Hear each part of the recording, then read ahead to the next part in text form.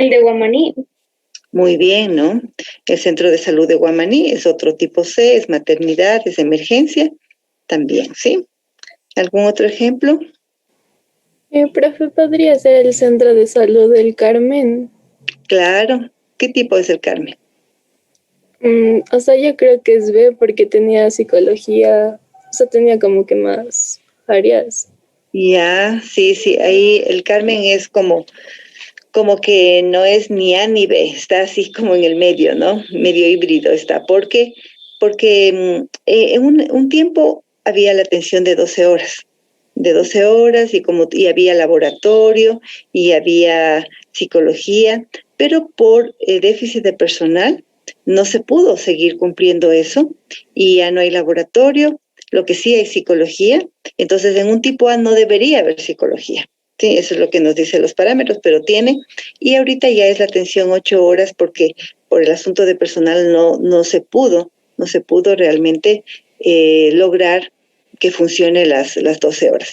Y entonces nosotros como establecimientos de salud para tener un permiso de funcionamiento, entonces necesitamos cumplir con ciertos parámetros que nos dice, este es de tipo A, por esto, y entonces se le da el permiso para funcionar como establecimiento tipo A, ¿no? Entonces ahí hubo dificultad en el Carmen, no podía por algunas situaciones ser tipo B y se quedó en A.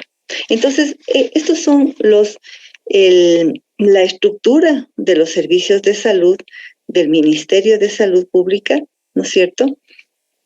Del sistema de salud, no solo del ministerio, sino del sistema de salud, porque lo mismo ocurre si nos vamos a la parte del IES, ¿no es cierto? Entonces de pronto creo que ahí no les llaman centros de salud, sino dispensarios, ¿no? Por ejemplo, dispensarios, pero es lo mismo, ¿sí? Entonces la parte viene de primer nivel, de los diferentes dispensarios que hay. El segundo nivel está, por ejemplo, eh, el hospital de San Francisco, que es en el norte, ese es un hospital de segundo nivel, y de tercer nivel está el IES, el Hospital Carlos Andrade Marín, ¿no es cierto?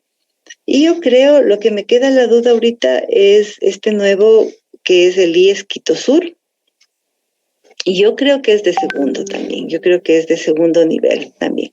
Porque las diferencias, decíamos, hospital que tengan todas las especialidades, como en el Carlos Andrade Marín, y en los de segundo nivel no tienen todas, ¿no es cierto? No tienen todas. Entonces sí es de segundo. Y entonces entramos al segundo nivel acá en nuestro sector, decíamos el Hospital del Sur, es de segundo nivel, pero el Eugenio Espejo es de tercer nivel, ¿no? Hospital de especialidades y especializado, decíamos, el Bacortiz, especializado en niños, los psiquiátricos, especializado en salud mental, ¿sí? Las maternidades, que son especializados en atención a la mujer. Entonces, todos esos son hospitales de tercer nivel. ¿Listo? Eso debe estar claro, ¿no? La estructura. Y la atención primaria de salud es justamente esta estrategia. Entonces, Andrés de Villacres, cuéntanos, ya esta estrategia mismo, decimos que la atención primaria de salud es una estrategia. ¿Qué características tiene la estrategia de APS? Como estrategias tiene, o sea, a ver, recuerdo que decía que se parecía bastante a lo que se decía en unas reuniones de alma alta, si mal no recuerdo, que decía que se debe enfocar más en la prevención, porque se supone que hay un gran porcentaje de enfermedades que se pueden evitar y los países solo se enfocan en curar enfermedades que ya son prevalentes. Entonces, hay que enfocarse en la prevención. Ya, entonces una de las características de la APS son una estrategia que es de una atención integral. Entonces la atención integral toma en cuenta la promoción, la prevención, la curación y la rehabilitación. y no enfocarnos solo en la curación, pero tampoco podemos enfocarnos solo en la prevención. Entonces, lo ideal es tener una atención integral que se enfoque justamente en actividades de promoción, de prevención, de curación y de rehabilitación, ¿sí? Entonces, Michelle Ravelo, ¿puedes contarnos? En este sentido, ¿no es cierto? Entrando, una de las características es esta de la atención primaria de salud.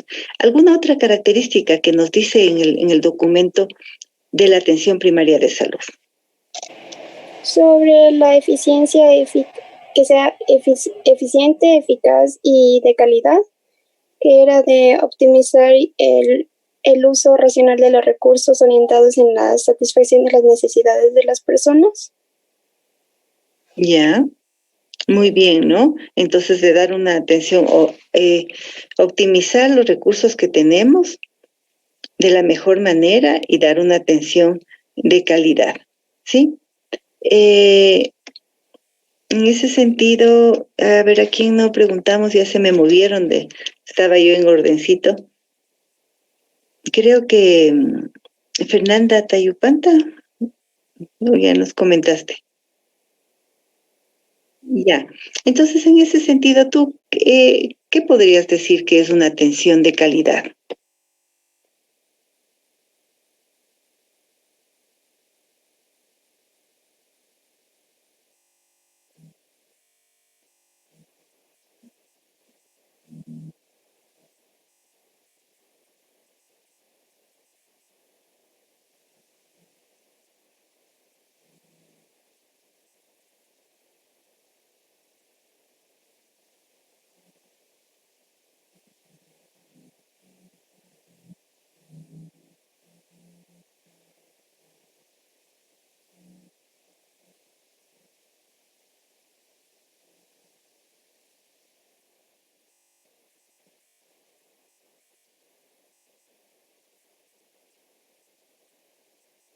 Ya, entonces muy bien, ¿no? La idea es que siempre ponernos en el lugar de los pacientes. ¿Cómo me gustaría que me atiendan, no?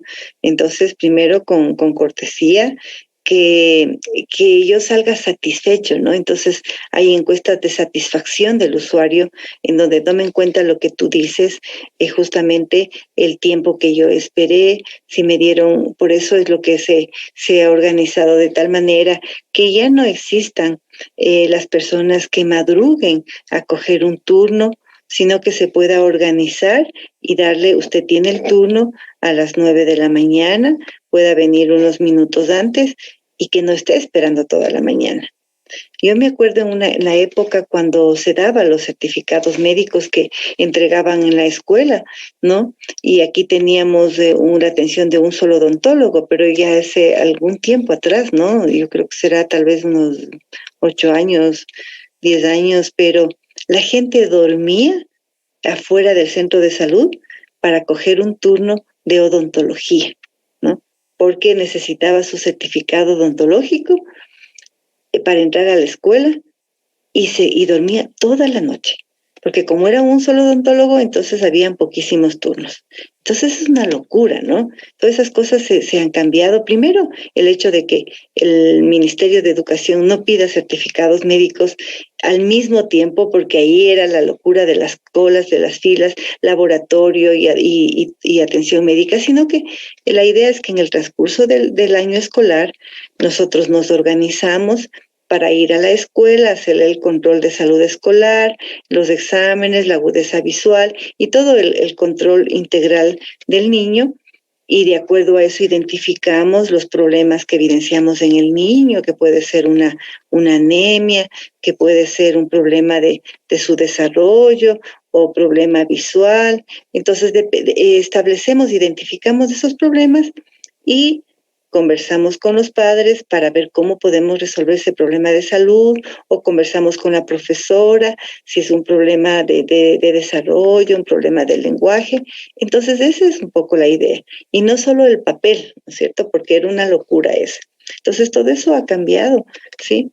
Ya la idea es que pueda, ni siquiera venga al centro de salud a coger el turno, sino llame por teléfono y mediante el teléfono coja su cita.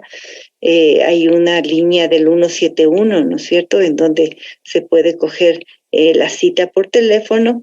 Nosotros este momento el centro de salud está en una repotenciación. Entonces, en ese sentido, no estamos trabajando con la línea 171, pero tenemos un teléfono local donde el paciente llama a coger su cita, ¿no?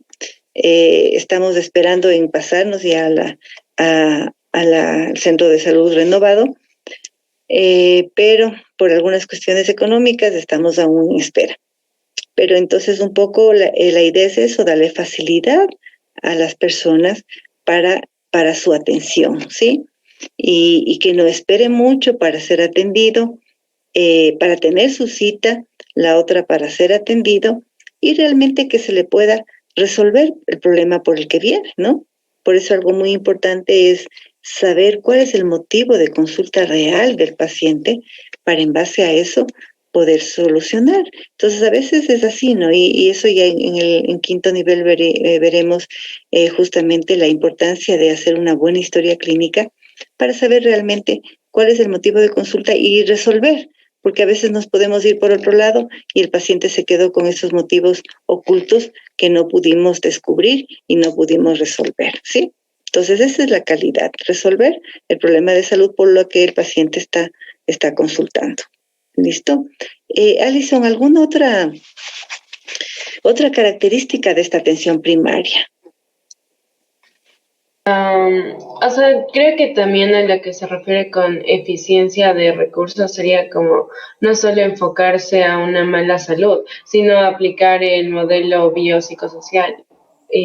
O sea, para, como se dijo, darles una calidad y no solo intentar pasar y que hayan usado su turno y que sea útil también para ellos. Ya, muy bien, ¿no, Alison? Entonces, hay algunas características de la integralidad de esta estrategia. Y otra de esas es la que tú dices, ¿no es cierto? La atención biopsicosocial. Entonces, cuando hablábamos de salud, no solo dar, y repetimos eso, no solo dar una atención biológica, viene el paciente, me duele la garganta, tome su receta y se acabó, sino justamente dar una atención integral en lo que respecta a la atención biopsicosocial, a la atención individual. En el grafiquito que está en el maíz, ahí dice, ¿no es cierto?, la atención al individuo, a la familia, a la sociedad. Y ahí también está esta atención, ¿no es cierto?, de promoción, de prevención, de curación y de rehabilitación, ¿sí? ¿Alguna otra característica, Camila, de la estrategia maíz, de la estrategia de APS? Puede ser que fomenta el trabajo sobre los determinantes de la salud. Ya. Y también que como que intenta brindar una calidad de atención al paciente. Ya, entonces un poco está bien, ¿no? Decíamos, si tomamos en cuenta los determinantes, entonces estamos tomando en cuenta lo que es una salud integral, ¿no? Entonces no biomédica únicamente, sino integral, ¿no? Está bien. Tengo María Emilia Núñez. Sí, profe. Sí, ¿alguna otra característica de esta estrategia? A ver, fuera de que ya mencionaron la integralidad, podría ser también esto de la inclusión. Ya, muy bien. ¿A qué se refiere? Al hecho de que primero tomar en cuenta diversidad diversidad de etnias y luego ya venir también con lo que vienen a ser personas discapacitadas, bueno, entre otras situaciones. Ya, entonces muy bien, ¿no? O sea, realmente la inclusión se refiere, ahora hay tantos situaciones diferentes que a veces nosotros no entendemos o no compartimos, pero necesitamos aceptar en el paciente. Una es la movilidad humana, ¿no? Entonces tenemos mucha migración y movimiento, entonces aceptar que al extranjero de una manera adecuada, ¿no? Y saber cuáles son esas necesidades que tiene, ¿sí? Hay varias también definiciones de identidad de género, ¿no es cierto? Que debemos también aceptar y entender al paciente y saber cómo es lo que podemos ayudarle, ¿sí? Diferentes etnias, entonces varias formas del ser humano realmente que necesitamos nosotros tener en esa capacidad de estar abiertos, ¿sí? Jocelyn Daniela Panchi. ¿Sí? ¿Dónde estás? Jocelyn. Ah, ya, Daniel. Ya, perdón, lo que pasa es que ahorita Jocelyn eres tú, ¿no? Ya. Entonces, Jocelyn, Daniela, dinos en el sentido hablábamos de que parte de la integralidad o de las características de la atención primaria de salud, que es una estrategia que podemos desarrollar tanto en el primero, en el segundo, en el tercer nivel, ¿no es cierto? Entonces, esta estrategia habla de la promoción, de la prevención, de la curación y de rehabilitación. Entonces, quedémonos un poco en esta parte de la promoción y la prevención. Decíamos, algo súper importante es tampoco podemos irnos al otro extremo.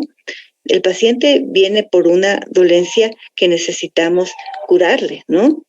El asunto es no quedarnos solo en la curación, pero tampoco podemos irnos al otro extremo de quedarnos solo en la promoción y la prevención y no le curamos. Entonces la idea es dar una atención integral, ¿sí? Entonces cuéntanos cuál es la diferencia entre promoción y prevención. Ya, la promoción, o bueno, la prevención como tal se va a encargar o sea, como tal de prevenir directamente las acciones que lleven a darse una enfermedad. Ya, por ahí está bien. Y la salud y la promoción podría ser que incremente el control antes de que se dé la enfermedad. Sí. Está muy bien, ¿no? Es la promoción de la salud y la prevención de la enfermedad. Entonces, Andrés Ruiz, en ese sentido, puedes establecer un ejemplo de esto. Entonces decimos, promocionamos la salud y prevenimos la enfermedad. ¿Puedes dar un ejemplo de esto? ¿Las dos juntas? Diferentes, pueden ser. Entonces, en prevención, en la primaria, o sea, se enfocaba como en lo que es en evitar la aparición de una enfermedad. Entonces podrían ser medidas como es, o sea, hacer charlas sobre educación sexual para evitar enfermedades sexuales. Podría ser también, o sea, estrategias para evitar el consumo de drogas, cigarrillo y alcohol. Ya. Promoción de la salud creo que podría ser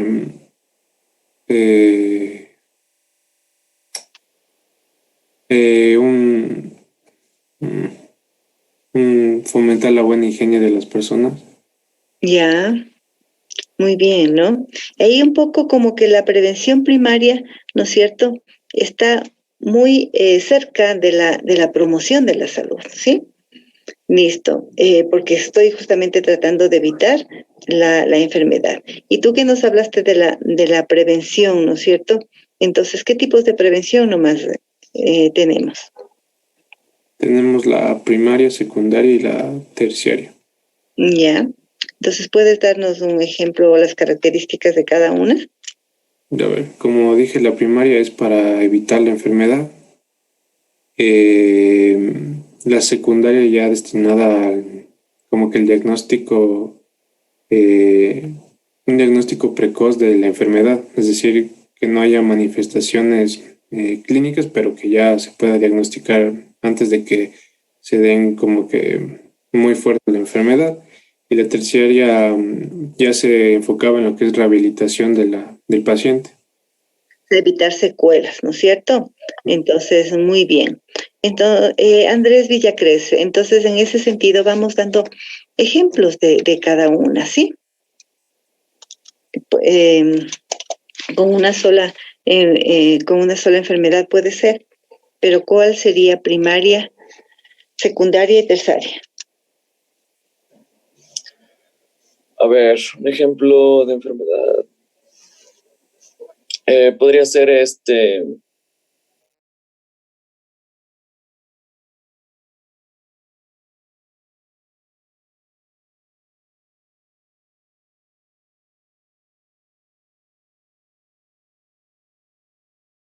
que los síntomas aún más utilizar mascarilla. Entonces, como que eso sería prevención primaria. Prevención secundaria es de un diagnóstico precoz. Esto se refiere a la parte preclínica y posclínica, algo así, es verdad. Claro. Ya. Entonces, se supone que se tiene que dar un diagnóstico precoz, y en la prevención terciaria se tiene que dejar todas las condiciones para que el paciente pueda, o sea, pueda estar bien. O sea, a la gripe no sería como que reinserción a la sociedad, pero en otras enfermedades sí lo sería. Ya.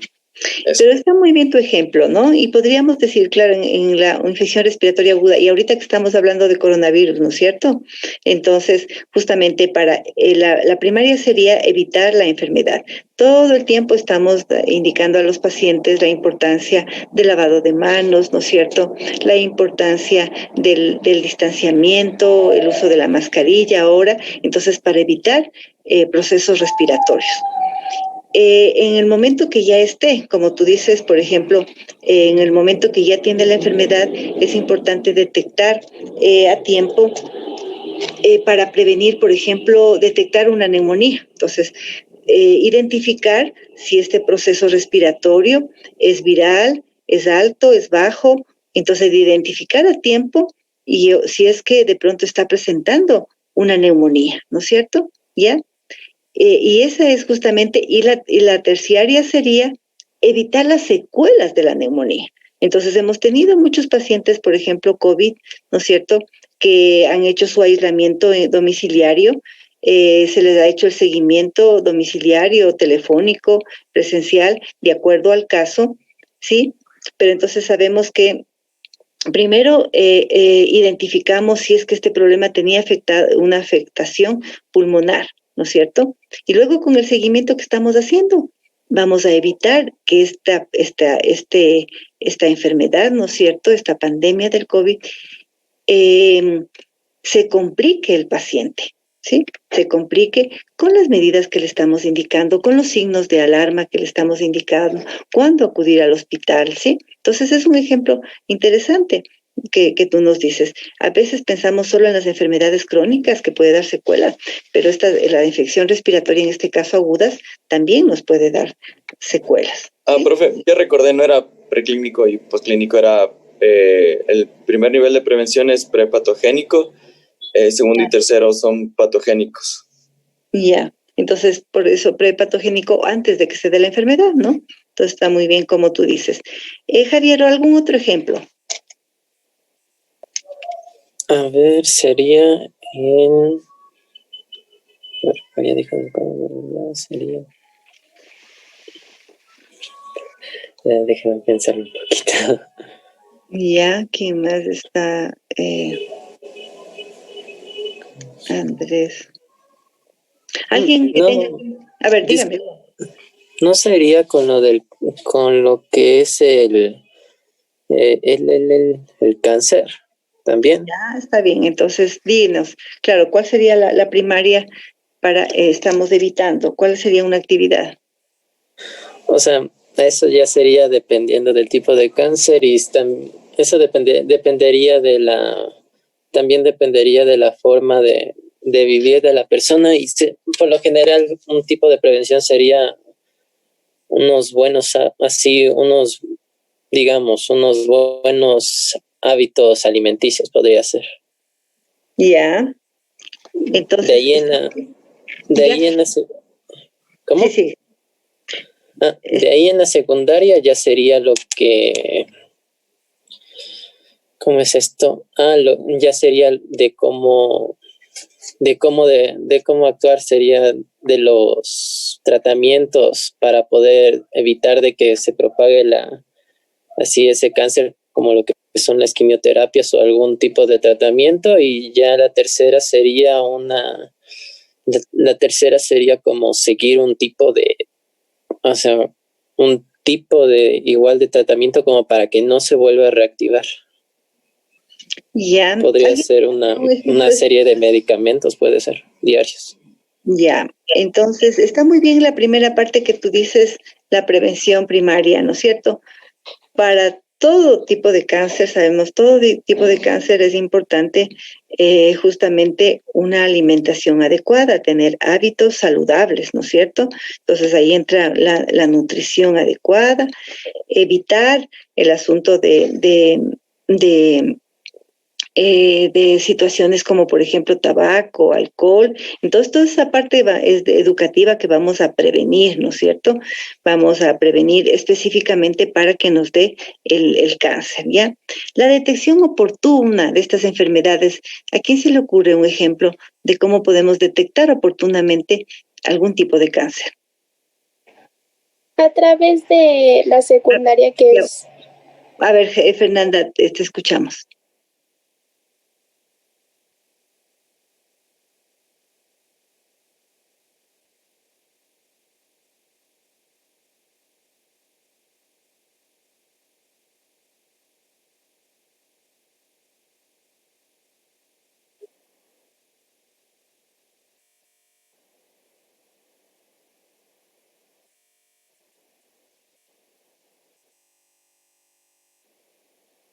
Ya, entonces está muy bien, ¿no? Entonces es un ejemplo la mamografía y nosotros tenemos que saber el cáncer, cuáles son las edades en las que se debe empezar a hacer de forma rutinaria, ¿no es cierto? Que se dice que a partir de los 40 años puede hacerle cada 5 años y después a partir de los 50 ya cada 2 años, dependiendo el resultado. Claro está, ¿no?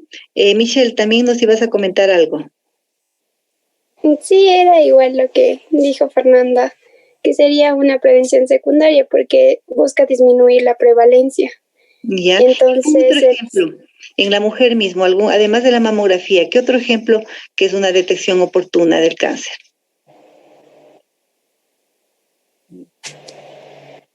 Ya, el Papa Nicolau. En los hombres, ¿cuál es una detección oportuna de cáncer en hombre?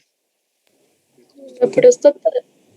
Ya, entonces, ¿qué hacemos? ¿Qué hacemos para detectar a tiempo el cáncer de próstata?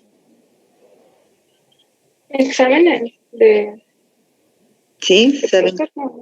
Claro. Entonces, de igual manera en el hombre, por eso cuando llega a la consulta y puede a un chequeo o un control, tenemos que ver de acuerdo a la edad, ¿no es cierto? Entonces, también a partir de los 40, cada 5 años, a partir de los 50, cada 2 años o cada año, dependiendo del resultado, un antígeno prostático, un eco prostático, un tacto rectal, ¿no es cierto? Entonces, de esa manera, esas son las detección oportuna para cáncer, ¿ya? Y así, ¿algún otro ejemplo que se les ocurra? Puede ser con la hipertensión arterial, los controles periódicos. Muy bien, entonces en la hipertensión, la primaria, ¿cuál sería? O sea, la primaria sería como que prevenir con la alimentación, con los buenos hábitos y también creo que es hereditario, entonces también podría ser buscar, o sea, las personas que tienen como una susceptibilidad a esta enfermedad, como que igual hacer acciones para que se prevenga la enfermedad. Después en el segundo nivel sería como que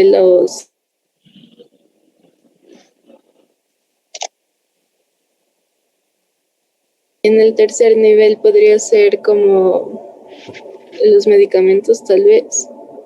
Ya, entonces está muy bien, ¿no? Todas esas enfermedades crónicas como la diabetes, como la hipertensión, ¿sí? Entonces, en primer lugar, identificar identificar cuáles son los riesgos, ¿no es cierto? Entonces son los riesgos el sedentarismo, el tabaquismo, el alcoholismo, ¿no es cierto?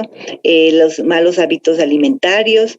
Entonces, la prevención primaria sería la educación en todos estos diferentes acciones para mejorar, en definitiva, los estilos de vida, ¿no es cierto? Los estilos de vida, ¿ya?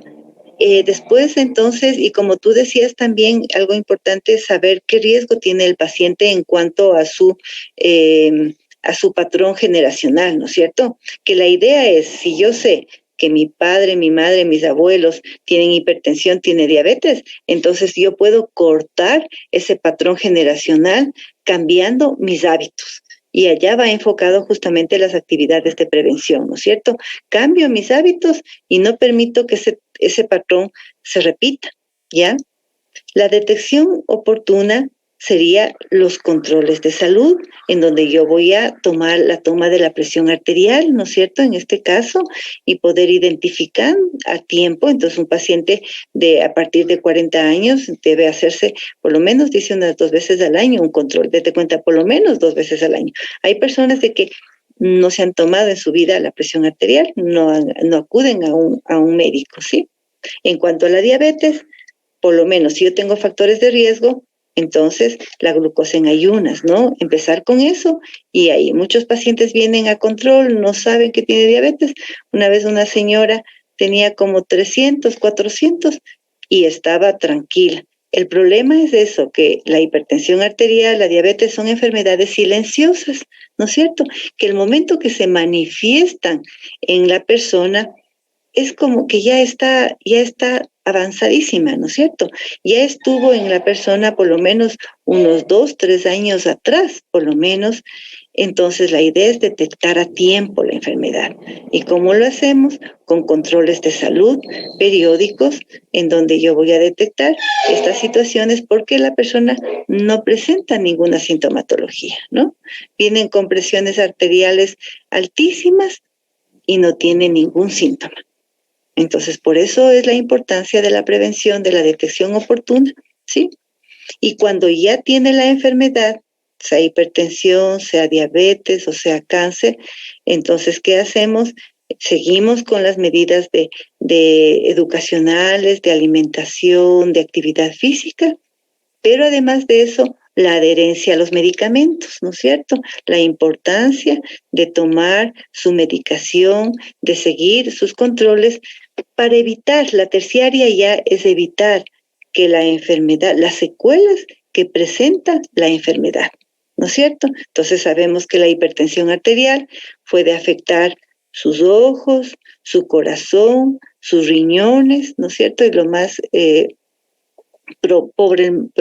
problema, y más común es justamente una insuficiencia renal que puede dar en realización de necesidad de diálisis, en un trasplante renal. Entonces, todo eso queremos evitar con controles adecuados, que ahí sería ya la prevención terciaria, ¿no es cierto? Secuelas que pueden presentar la misma enfermedad, ¿sí? Eso sobre promoción, ¿no? Sobre prevención, ¿sí? ¿Y qué podríamos decir sobre la promoción? ¿Qué dices, Andrés?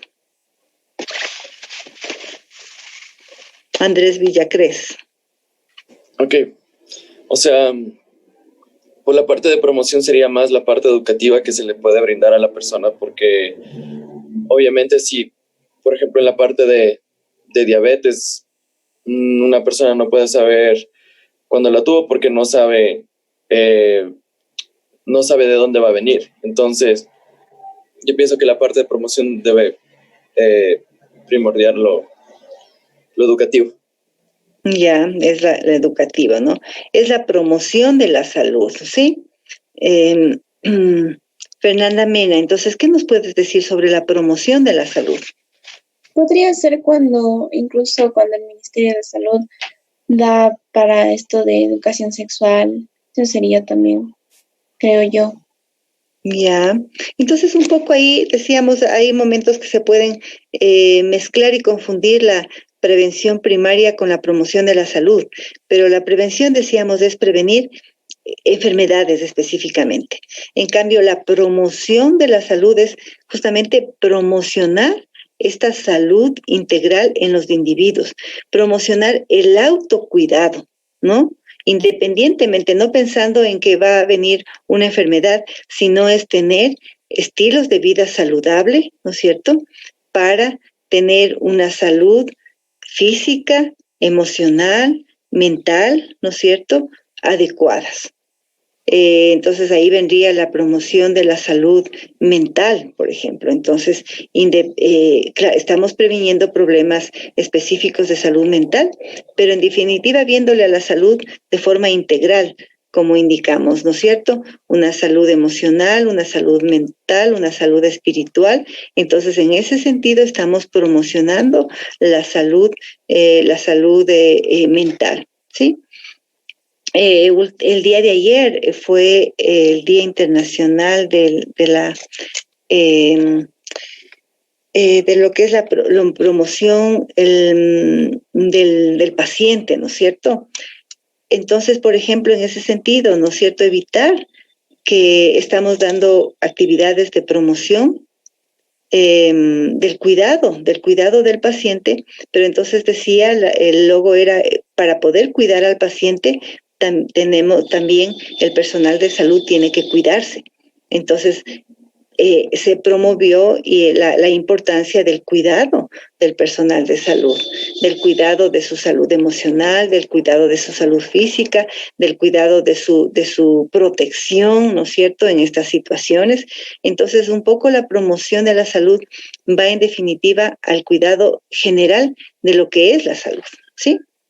¿Alguien podría dar algún otro ejemplo de promoción de la salud?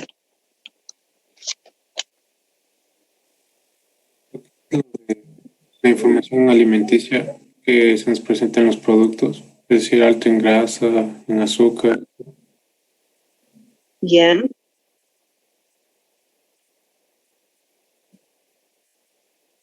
Ya, entonces, por ejemplo, la alimentación.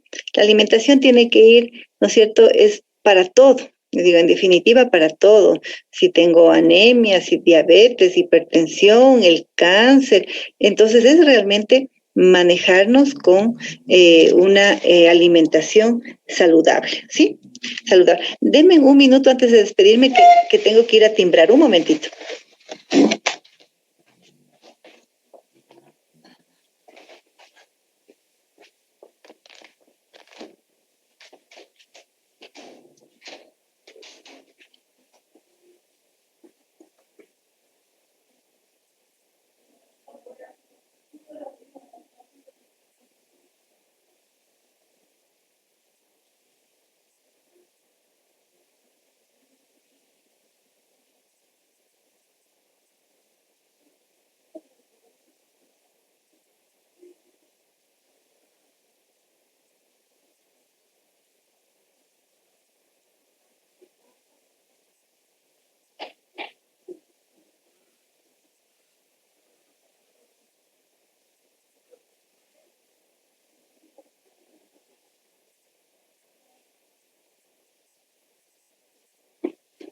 Buenos días.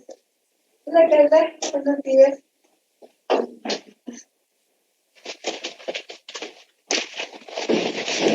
Listo, y me pasé 2 minutos de las 8, no me di cuenta. Bueno, entonces, ¿alguien decía algún otro ejemplo para ir cerrando esta parte de la promoción? ¿Alguien nos podría compartir otro ejemplo? Podría ser también el ejercicio físico. Ya, muy bien, ¿no es cierto? Entonces, y la promoción de la actividad física. Realmente somos muy sedentarios y algo muy importante es que lo que nosotros estamos promoviendo tenemos que primero cumplir nosotros. Pues porque no podemos decirle al paciente, sí, hay que hacer actividad física y nosotros no la hacemos, ¿no? Igual la alimentación, estamos dando promoción. Yo creo que ya el momento que estamos educando a los pacientes, entonces tenemos que empezar primero nosotros. ¿Algo ibas a decir, Michelle? Yo fui la que dijo ejercicio físico. No, yo decía que tal vez la promoción de salud también tiene que acoplarse con el entorno del paciente, porque no podemos decir que la misma vida tiene una persona del área rural con la urbana. Entonces, podría verse la promoción enfocada en sus problemáticas de respecto a la salud.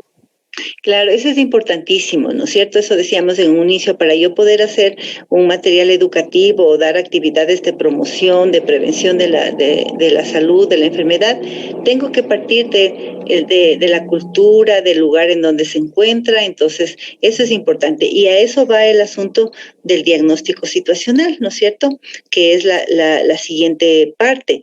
Y me voy a tomar unos minutitos porque quiero compartirles el diagnóstico.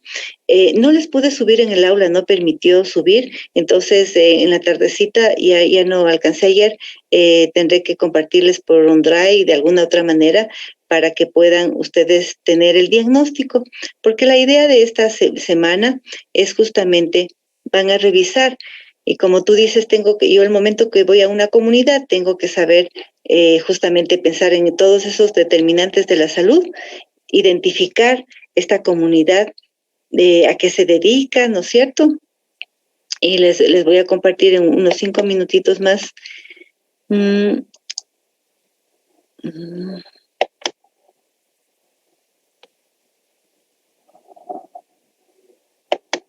Déjenme mirar acá. Entonces, van a ustedes, estas dos semanas prácticamente vamos a trabajar con el asunto del diagnóstico situacional, las 2 semanas. La primera semana van a revisar el diagnóstico, van a leer, se llama ASISNO, que es un análisis situacional de la salud. Ya lo estoy abriendo para compartirles, entonces quiero que en esta primera semana revisen ese análisis situacional.